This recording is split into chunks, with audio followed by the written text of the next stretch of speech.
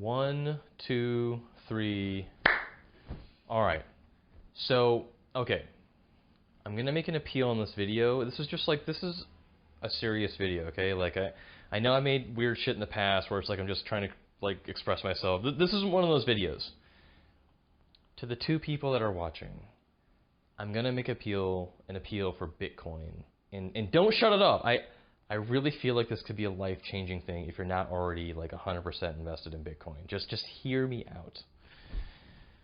All right, so basically with Bitcoin, I want you to think about a time, okay, where if you wanted to correspond with someone in writing, let's say across the country, across the world, maybe even just like across town, you would take a sheet of paper, you would like write some stuff like dear person, and you say, how are you doing? And you maybe use like nice, paper, and you fold it up, and then you put it into an envelope, and then like you put it in the mailbox, and then some guy takes that letter, throws it into a bag, and then it goes into a plane, and then it's this huge long process. The plane lands, the other person gets it, this guy with a bag, and they sort it, and then they literally drive into a truck, drive in a truck, and then they go down the street, they find the address, and your friend finally gets the letter. It's like 3 days later, this person gets a letter, like hundreds of hours of work and fuel, and they open the letter, and it's so nice, and actually I kind of wish we were back in the letter writing days, because it's way more exciting than like getting like a DM. So anyways, picture that time, okay? Picture, how we used to get photos? I have a point. You get photos. You used to have to buy like this plastic glass like box, okay? There's no battery in it, and you had to go to the store and buy like this film cartridge, and then you had to put the film in. You open it up, and then you had to be careful not to expose it. You put the film in. You manually just like do that and try to hook it on. You have to like wind this. You close it. And you have to wind this thing. I think you like wind it all the way or something, and then you have this weird little viewfinder, and you go, okay guys, get together, and you just like go chink, and you have no idea like how the picture came out. Like just think about how clumsy it used to be if you don't remember this. Like, and then you would wind it back up after you finish taking, you had 30 pictures and it was just done. You go, oh, I don't have any more, and then you wind it back, and then you had to go like drive to the store, and you hand it to some guy, and he goes, okay, we'll have your film ready in like 3 days. So then 3 days later, it was a big deal when like it would happen in an hour. You'd drive back an hour later, and they give you like this envelope, and you pay them like $7, and you open up the envelope, and you go through, and you go, oh, okay, that one sucks, and this, and then you would buy a photo album, and then you'd stick them in there, and it's this giant thing. And think about what the world is today. I'm just saying, think about what it changed. Now you just pull out your phone, you snap it. If you hate it, you delete it, you take another one, and then you put it on Facebook, and everyone, they share and they laugh, and you have like 1 million photos.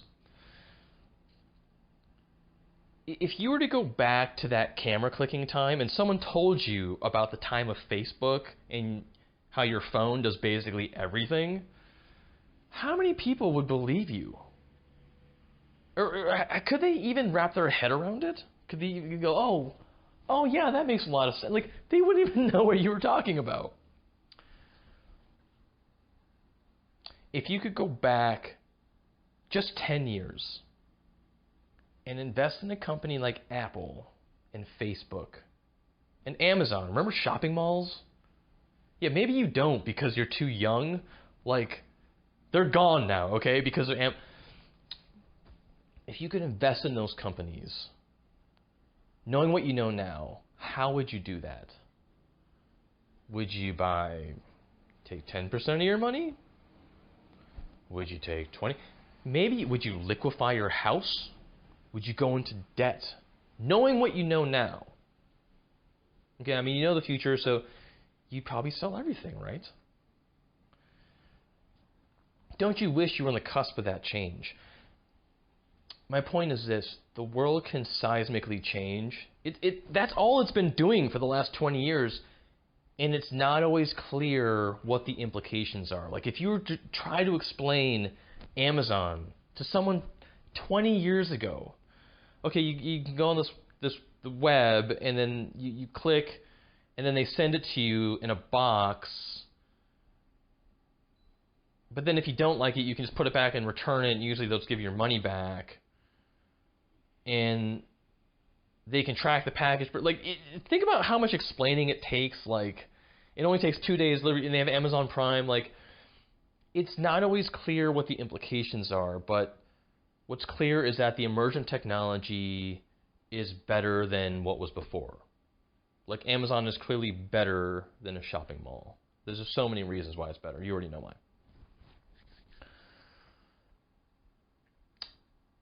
I'm saying that Bitcoin is one of those changes, and it's super seismic. All right, I want you to think about this. Think about the adoption of electricity.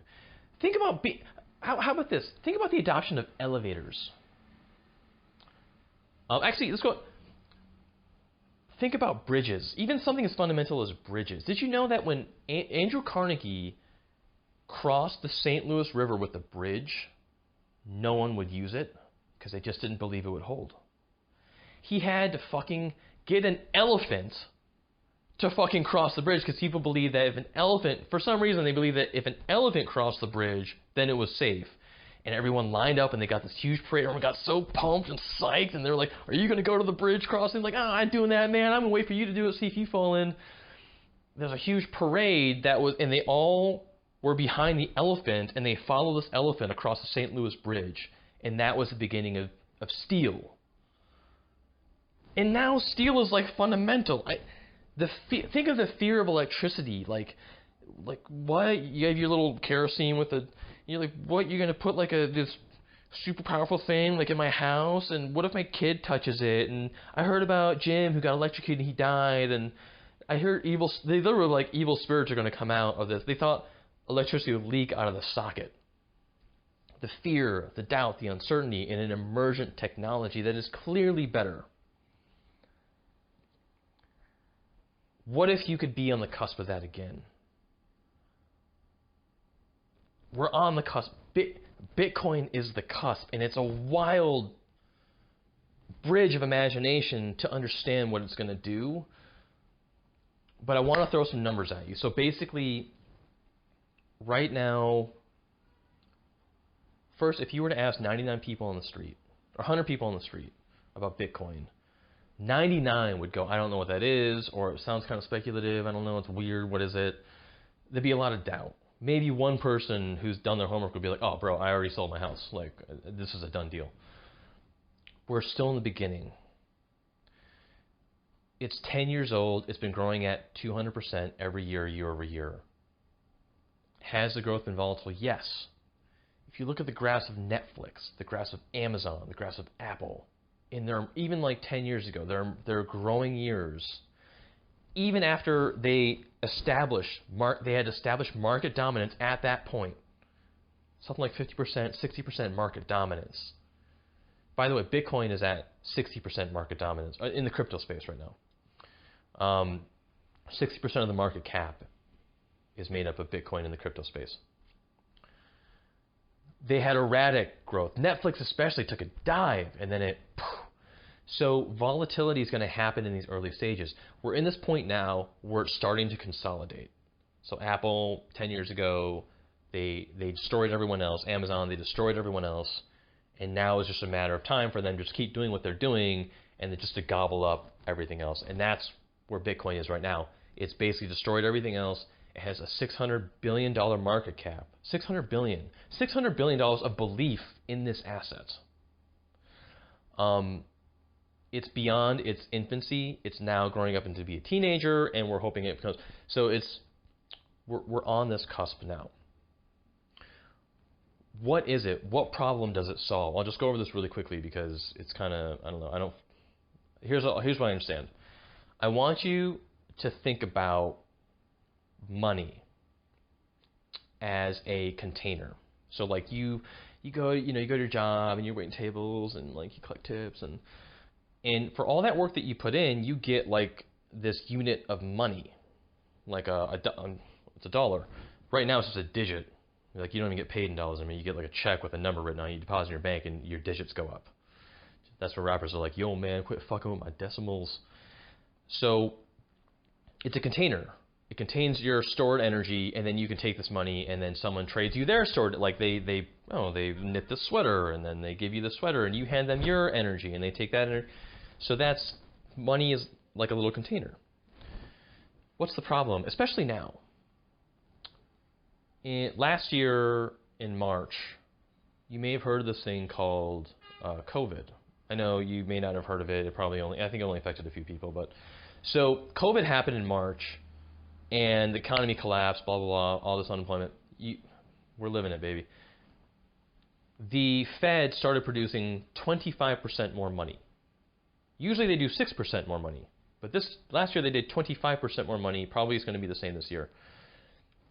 When you have the same amount of work energy, but you just increase the money supply, your dollar now represents less work. Like, if you have 100 hours of work energy with $100, $1 per work, that's cool. So your dollar's worth 1 work energy unit. But then you put in $200, now your dollar is only worth half a work energy unit, which sucks because you just dropped your... So the dollar is this container that's leaking value. Bitcoin, it's engineered, right? It's a code, and the limit is capped at 21 million. 100% capped. You cannot expand it. It is capped. The main question is, will people believe in it? Because it's not a company, it's not backed by a country, it's not even tangible, it's an electronic piece of space or whatever. It just owns a little piece in cyberspace. Will people believe in it? Because that's all a currency system is. It's a belief system. We just believe the dollar has value. I mean, the government tells us it. We believe the government. Other people believe the government. So now it has value. Like, if we all suddenly decided for some reason that it's not worth shit, it would lose value. So will people believe in it? Well, at this point, there's $600 billion of belief in the coin. It's just exciting for 2 reasons. First of all, the inflation rate is expected to be 15%. What does that mean? I don't fully understand this, but I think part of what it means is that companies and high net worth individuals have a huge fucking problem right now. If the overall value of the market's the same, but there's just not now more money in it, each dollar that they're holding is basically just less and less and less and less. It's leaking value. Michael Saylor called it a melting ice cube of money. Companies and high net worth individuals, especially the people who control most of the money, this especially affects them, because if you're sitting on $1 billion, you don't want that leaking at 15%, dude. Bro, you don't want... Unless if you're a company, it means that if you're not growing at 15%, in a way it's like you're shrinking. You have to... Like, your cost of capital is increasing by 15% because of the inflation. So now you got to grow like 25% to get the same profit rate. It's an insane ask. So we're at this point now where it's like, okay, money is leaking. The solvency of the dollar is kind of coming into question a little bit because of this expansion of the money supply. So that's impacting companies a lot. It means that companies, and today is Michael Saylor's conference, companies are going to start putting this product on their balance sheet. Institutional money is coming in.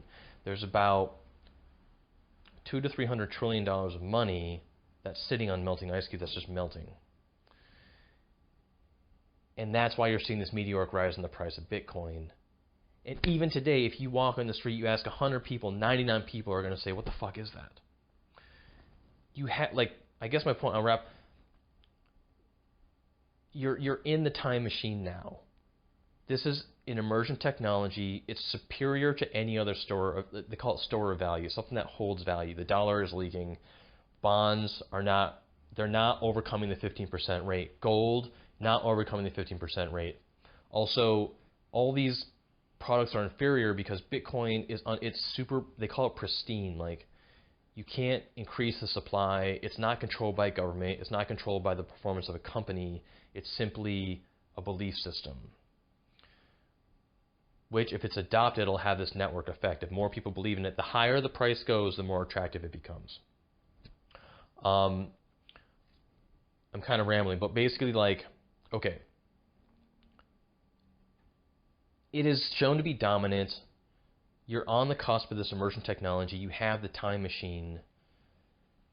At what point do you finally say, okay, I'll invest? Do you do it when 50 out of 100 people on the street go, oh yeah, Bitcoin, that makes sense? Do you do it when 80 out of 100 people on the street say, oh yeah, I invest in Bitcoin? By the time you wait for like 100 out of 100, the price of Bitcoin is going to be $500,000, $1 million, $5 million, $15 million. If those numbers sound astronomical, it's just math. There's about $200 to $300 trillion of monetary energy that's melting right now. And as soon as those very rich, very smart people and institutions realize that,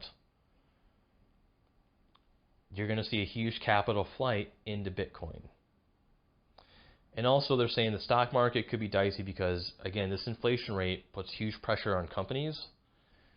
And so, the companies that plug into Bitcoin are going to be the ones that rise up. But why not just plug your money directly into Bitcoin? I just feel like you're sitting on an Amazon, you're looking at the Netflix, you're looking at Apple, you're looking at this. Bitcoin is all those companies combined, and it's going to be 100,000 times bigger than each of those companies. And if you had the time machine, what would you do? How would you invest? I'm just making this appeal because I want my friends to know. I really feel like, I'm telling you, don't miss this. Don't miss the internet. Once in a generation, once in a lifetime, you see an emergent technology like this. Just look at the numbers. The numbers are there. Every single metric is there.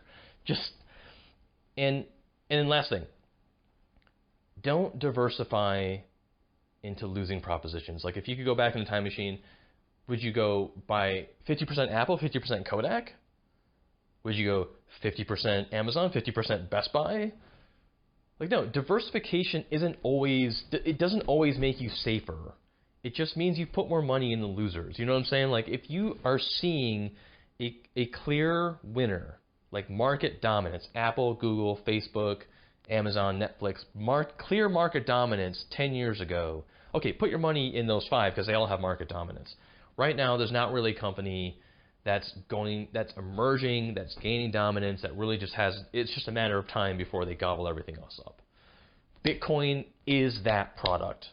It is an emergent technology, and yes, the world can change, and we don't fully understand how, but it's clear that the technology is better. Okay, that's it.